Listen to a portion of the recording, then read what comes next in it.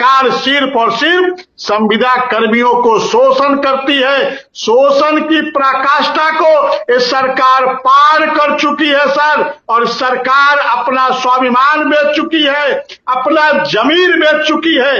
अरे एक ही विद्यालय में आपके ही नेता थे श्यामा प्रसाद मुखर्जी जी, जो कहते थे एक देश एक विधान एक संविधान, और उसके लिए कश्मीर में अपना जान दिया। मोदी जी कहते हैं एक भारत श्रेष्ठ भारत, फिर विद्यालय में एक ही छत के नीचे 3 प्रकार की व्यवस्था, किसी को एक दिन में 3000 और किसी को एक दिन में 300 और किसी को एक दिन में 333 रुपया। ये कहाँ का न्याय है, कहाँ का संविधान है? हम किस देश में जी रहे हैं? हमको तो सोचना पड़ेगा। क्या यही वो भारत देश है जो कभी सोने की चिड़िया कही जाती थी? रामराज की बात होती है जब मोदी जी अयोध्या की धरती पे आते हैं। अरे अनुदेशक क्या मांग रहा है मोदी जी आपसे? क्या मांग रहा है योगी जी आपसे? 2 वक्त की रोटी मांग रहा है। हमको इतना कम से कम पैसा दो। हम 90,000 नहीं मांग रहे, हम 70-80 हजार नहीं मांग रहे। अरे आपने जो न्यूनतम लागू किया है, आपकी सरकार ने जो 28 अगस्त 2017 को न्यूनतम लागू किया है 24,000, उसको भी यदि आप अनुदेशक शिक्षा मित्र को दे दोगे तो अनुदेशक भी अपना परिवार सुख चैन से चलाएगा, शिक्षा मित्र भी अपना परिवार सुख चैन से चलाएगा।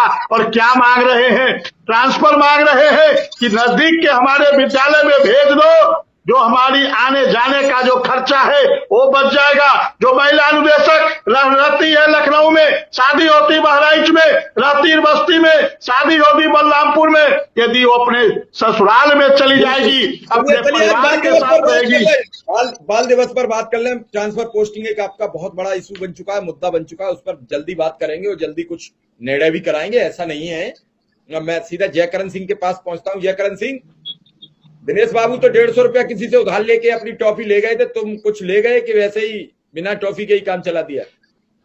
आप खैर बीजेपी में रह चुके हैं, बीजेपी वाले बिना टॉफी के भी चला लेते हैं। वो बड़ा अच्छी एक टॉफी रखते हैं, उसे चूस के सब आदमी बेहोश होते हैं। तो आप तो आरएसएस में बड़े पोस्ट पर रहे हो, और आरएसएस वाले तो जितने होशियार होते हैं। मैं ऐसे ही एक जगह बैठा था, मैं किसी की बुराई की बात नहीं कर रहा हूँ, एक आम बात कर रहा हूँ। तो उन्होंने मुझे बताया बड़े ढंग से कि हम लोग कुछ नहीं करते, हम लोग तो ह्यूमर फैला देते हैं। मैंने क्यों? कि मैं कह दूंगा कि मैंने देखे थे सुरेंद्र सर वहां शराब पी रहे थे या कुछ कर रहे थे, उसके बाद सुरेंद्र सर सफाई दें कि हम नहीं पी रहे थे, हम फला काम नहीं कर रहे थे। अब एक दिन परेशान होकर सुरेंद्र सर ने कह दी पी रहे थे तो अपनी पी रहे थे, तुम्हारा क्या पी रहे थे? तो कहते थे देखो हमने कहा था उसी दिन कि वो सच है। ऐसे ही तो राहुल गांधी पप्पू हुआ।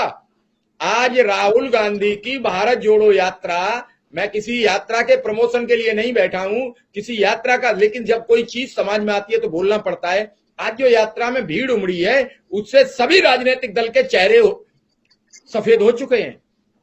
जो एक राष्ट्रीय पार्टी जिस देश में उसकी तूती बोलती थी, जैसे आज भारतीय जनता पार्टी है, वो चुनाव को बड़ा हल्के में लड़ रही है।